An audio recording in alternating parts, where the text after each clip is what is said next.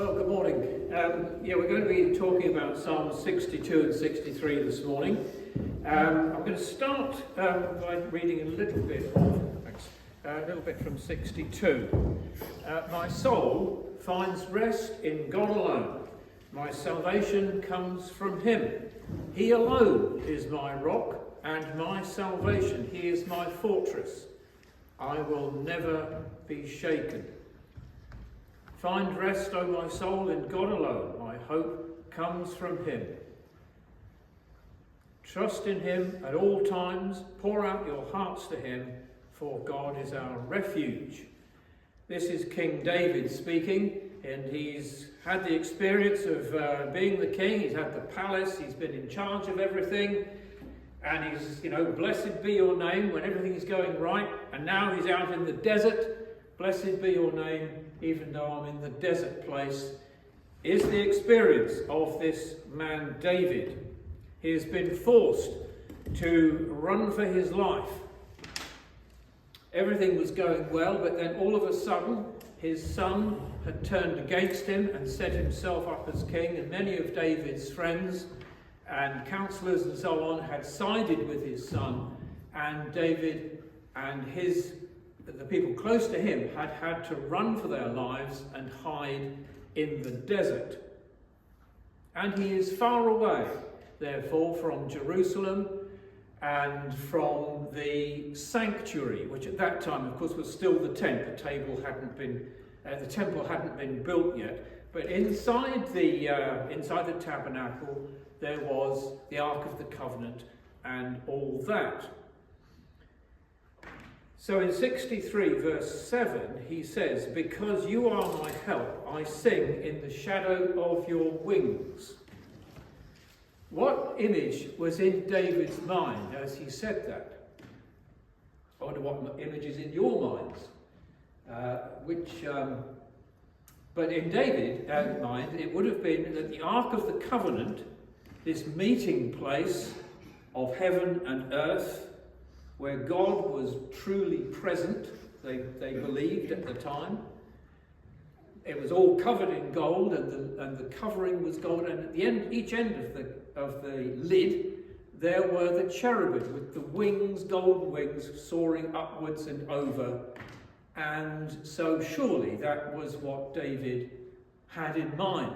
Under the shadow of your wings. That's where you are. That's where I want to be, said David. And the truth is, he's discovering, even though he's out in the desert place and a long way from that physical reality, he finds himself under the wings anyway, which is a very important lesson to learn for all of us, is it not?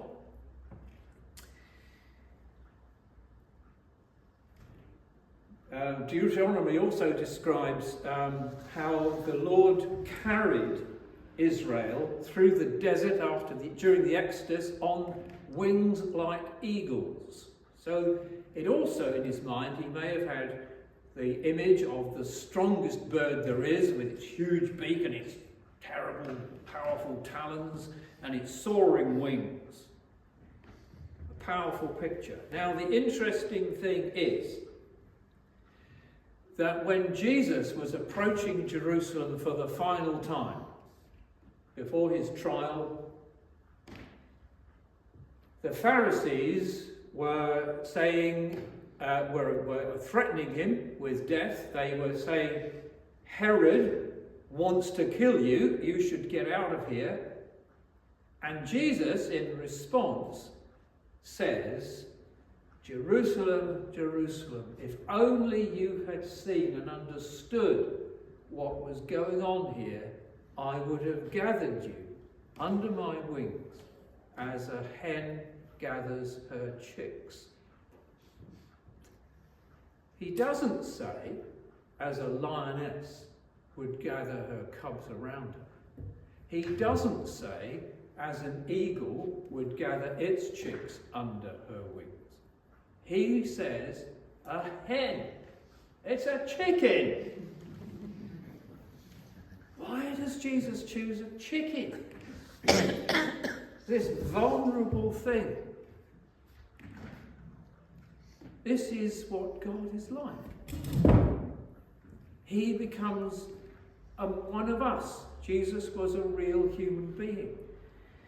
He was vulnerable. At one level, he had access to all this power, as we've said. He sent out his disciples to heal the sick and all that, which he himself did. But at another level, he defeats the powers of evil by becoming vulnerable like a chicken. Has anybody seen that happen? I was on holiday and saw this chicken, mother hen, with its 5 chicks, bowls of fluff, trotting along. And sure enough, the chicks hide under mum's wings. And anyway, about 2-3 months later, I went back to the same place, and there was this same mother hen. The chicks now were probably about 3/4 size, and whether there was a threat or not, they still managed to cram themselves under other mother chickens' wings. Lovely picture, really. And that's what our God is like. So yes, he is all-powerful, but also he is right there with us, vulnerable as we are vulnerable. And now, under the shadow of your wings, there was Chris Bowater wrote a very nice song about this, so I think we're going to try and have that now, please. It's about 3 minutes long. Just listen, and I'm hoping the words will be visible on the screen as well.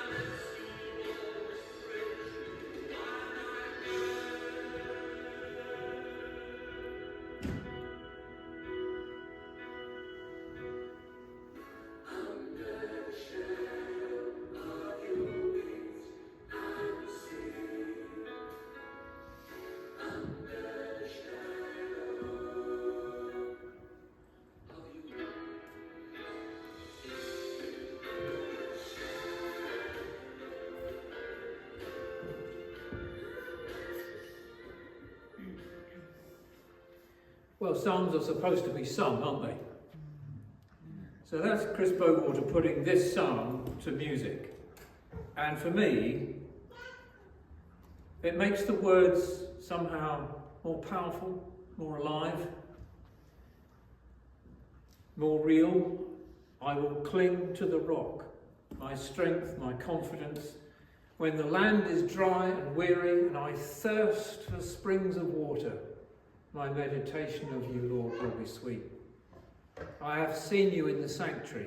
David had seen many times this sanctuary, this Ark of the Covenant with the golden wings and all that. I have seen you. I have seen your power and glory. I have bowed in awe and wonder at your feet. And I know, yes, I am certain that your presence never leaves me. Though I pass through darkened valleys of death, while I've life, I will live and love you. I'll honour, serve and bless and please you, and my lips will praise you while I've breath. Well, amen, says I. Amen. Let it be so. Let it be true for me. Let it be true for you. Wherever you are in your life, whether you're in a good place or a desert place. The choice, the determination to sing in the presence and to say the Lord is God.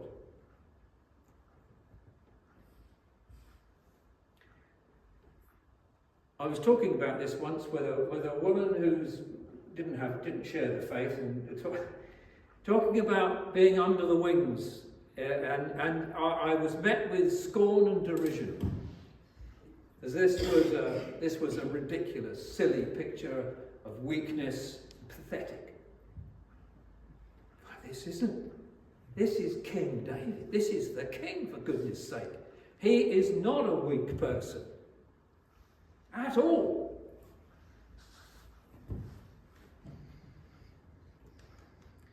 Psalm 131, David says, my heart is not proud, my eyes are not haughty. I do not concern myself with great matters or things too wonderful for me, but I have stilled and quietened my soul. Like a weaned child with its mother, I have stilled my soul. This is the king speaking. I can't get my head round it. I don't know why all this stuff is happening to me. It seems very strange. I just don't get it. And I will hide under the wings while it's going on. I know I can't get my head round it, but I will snuggle up to this maternal picture, this mother picture of God, the mother hen, or the mother eagle perhaps in this case, but anyway. And sometimes we just have to stop and be quiet and be like that. It's a good thing to have the discipline of studying the Bible, of prayer and all that, but sometimes it just gets difficult, it gets dry, it doesn't quite hit the spot anymore, and it's at those times it's so important to keep going.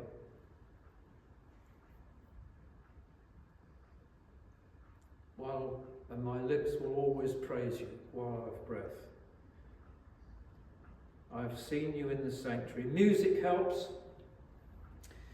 I was watching a programme, I don't know if you saw it, about the cathedrals in England, and the presenter, the Anglican chap, talking about Canterbury and St Paul's and Durham and these wonderful places. And he kept on saying, wow, and he kept on saying, blows your mind, and he kept on saying, it's stunning, and he rapidly ran out of words to describe the glories of these buildings. Well, it's part of the reason they're there, isn't it? This building doesn't quite have the same effect, but anyway, this soaring thing of built to the glory of God, and it does something that words can't do for us, and we rapidly ran out of words. And once when I was in the desert place, I found myself doing this, crossing myself. And I thought, what am I doing that for? I'm not a Roman Catholic. Oh, well, don't worry, guys. I'm not going to start ringing bells and bringing incense and all that stuff and all. But this thing, why shouldn't we do it? You know, us in the Free Church. It's just a way of saying, I don't know what to say, but I belong. Sorry. And I am determined to follow it, even though it's a mess at the moment.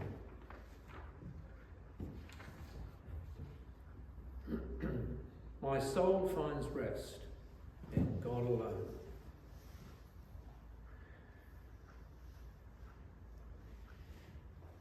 Just going to read a couple of verses again in conclusion. I will praise you as long as I live, and in your name I will lift up my hands. My soul will be satisfied with the richest of foods, and with singing lips my mouth will praise you. On my bed I remember you, I think of you through the watches of the night. Because you are my help, I sing in the shadow of your wings. My soul clings to you. Your right hand upholds me.